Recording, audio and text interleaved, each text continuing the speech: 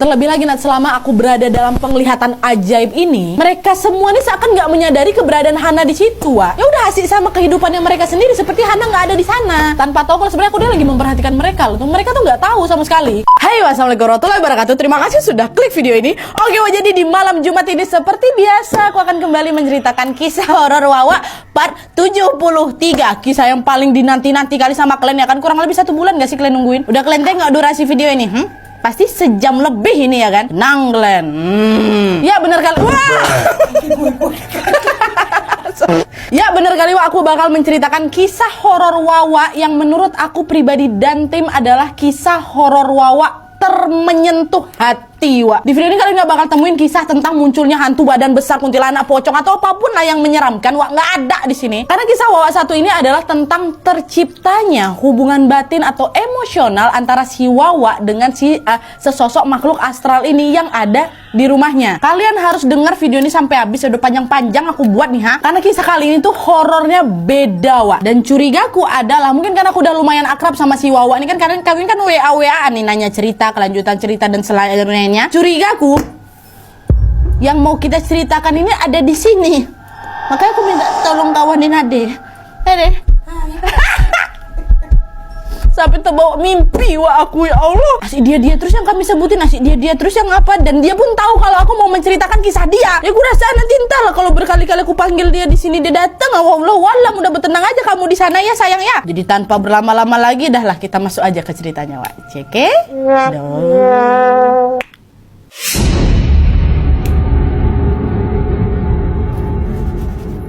Oke, Wak, jadi kisah horor kali ini datang dari Wawa aku yang kita sebut aja namanya Hana. Halo, Hana. Nah, Hana ini, Wak, mengaku butuh banyak sekali pertimbangan ketika pada akhirnya dia memutuskan untuk mengirimkan cerita ini ke kita semua. Karena mau tidak mau, ketika kembali menceritakan hal ini, maka ingatan dan luka lama yang sudah Hana simpan rapat-rapat ini akhirnya pun kembali terbuka. Tapi sebagai manusia, Hana pikir ada baiknya juga kalau kita tidak merasa terlalu takut pada pembelajaran hidup dan pengalaman yang akan membawa kita menjadi lebih baik lagi. Betul. Dan sebenarnya juga, Wak, kata Hana, jika ada yang tidak percaya pada keberadaan multidimensi di dunia ini, mungkin awalnya Hana ini adalah salah satu orang yang juga akan menyangkal. Nah, apa yang Hana alami dulu bahkan sampai saat ini pun masih belum bisa masuk nih ke dalam logikanya Hana, Wak. Kehidupan dimensi lain, residual energi, sampai akhirnya Hana sendirilah yang menjadi salah satu saksi hidup yang menyaksikan kalau ya mereka tuh memang ada. Nah, gimana kisahnya? Marilah kita mulai. Jadi kan, Wak, ya, kejadian itu berawal di tahun 2013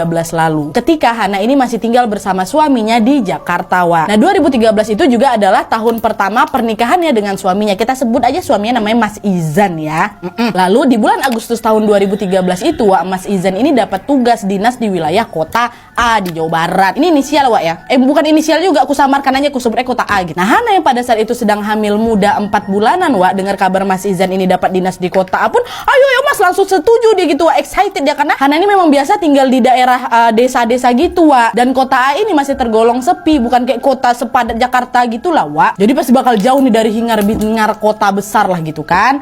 Langsung setuju tuh si Hana. Nah, pada saat mau pindah dinas ini, Wak, Mas Izan ini nggak mendapatkan rumah dinas dari tempat kerjanya memang. Jadi disuruh ya udah cari kontrakan sendiri, yang penting kok kerja di sana gitu kan. Nah, sebulan sebelum pindah, Hana sama Mas Izan ini beberapa kali memang bolak-balik tuh ke kota tersebut untuk mencari kontrakan untuk mereka tinggali selama nanti tinggal di sana. Tapi mungkin karena waktunya lumayan mepet, Wak, Hana dan Mas Izan pun mengalami kesulitan untuk bisa menemukan rumah yang kelihatannya nyaman untuk mereka sewa. Terlebih pada saat itu Hana ini kan lagi hamil muda kan, Wak. Jadi akan sering kesulitan juga nih mereka, Wak, kalau misalnya keseringan bolak-balik. Hana yang mana lagi hamil kan gampang kecapean kan. Udah lah tuh dicari punya cari, belum juga dapat yang pas nih menurut mereka. 1 bulan pun berlalu. Udah mau dekat nih, udah harus pindah kan. Nah, entah gimana ceritanya, mungkin Mas Izan ini sempat cerita soal kesulitan mereka dalam mencari tempat sewa ini sama ke salah satu atasannya, kita sebut aja lah namanya Pak Yono. Nah, mendengar hal tersebut, Pak Yono pun menawarkanlah kepada Mas Izan sebuah rumah milik keluarganya yang ada di kota A itu. Udah kamu tinggalin aja rumah itu, nggak usah bayar, pakai aja rumah tuh, gratis dikasihnya, Wak. Betul-betul udah kamu tempatin aja. Saya cuma minta rumah itu ya udah kamu jaga sama kamu rawat baik-baik aja. Udah itu Itu aja permintaannya Pak Yono. Nah, setelah mendapatkan kabar baik ini, Mas Izan pun menceritakanlah hal ini sama bininya si Hana. Yang aku dapat tawaran gini.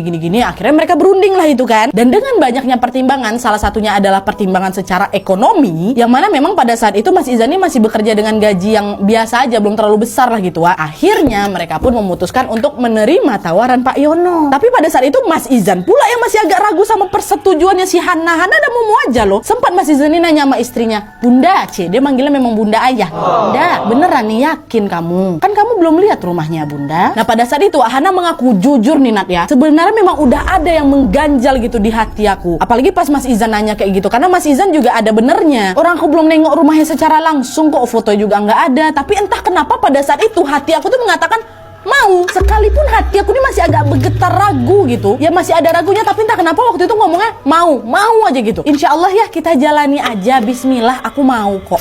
Nah pada saat itu Mas Izan masih terus menerus nih menanyakan hal yang sama ke bininya ya, kurang lebih kayak hampir seminggu gitu lah Mas Izan nih nanya, kamu yakin dah kayak gitu. Dan jawaban Hana tetap tidak berubah, dia tetap mau ayahku. Ada tuh akhirnya Mas Izan bilang gini, ya udahlah, kita lihat dulu yuk rumahnya. Kalau kamu udah lihat secara langsung, nanti kan lebih enak nih buat mastiinnya. Soalnya ayah juga nggak enak sama Pak Yono Bunda. Semisal nanti kamu udah bilang mau, ternyata pas kamu lihat malah kamu nggak cocok sama rumahnya. Gitu kata Mas Izan nih. Nah Hana nih bilangin kayak gitu cuma ayah lah ya, nggak apa-apa, yuk lah kita tengok aja langsung yuk, gitu katanya. Dah pigilah nih mereka tuh kan ke kota A lagi, ke rumah itu. Nah pada saat itu Hana masih ingat betul nih, tepatnya pada tanggal 26 Agustus 2013.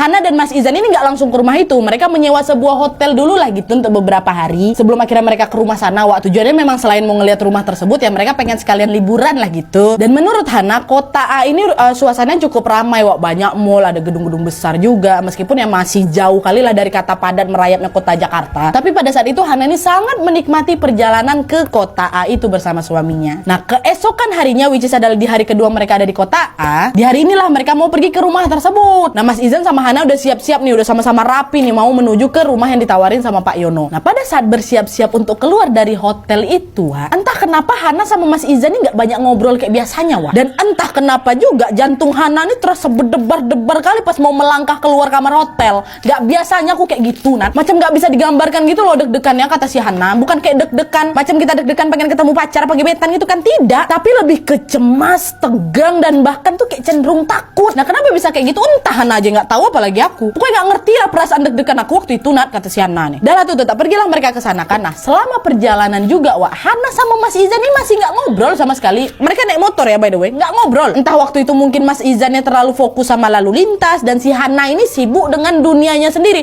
Dan FYI ingat bagian sini ya, FYI si Hana ini orangnya tuh memang suka melamun Dia ini tipe orang-orang yang sewaktu-waktu ya udah suka ngelamun tanpa sebab dan bahkan dirinya sendiri pun nggak nyadari dia ini lagi lamunin apa gitu loh. Nah, pernah kalian kayak gitu kadang-kadang kan? Hana tuh kayak gitu. Jadi nggak ngobrol lah mereka sepanjang perjalanan tua. Udah lah tuh, nggak lama kemudian kan Mas Izan pun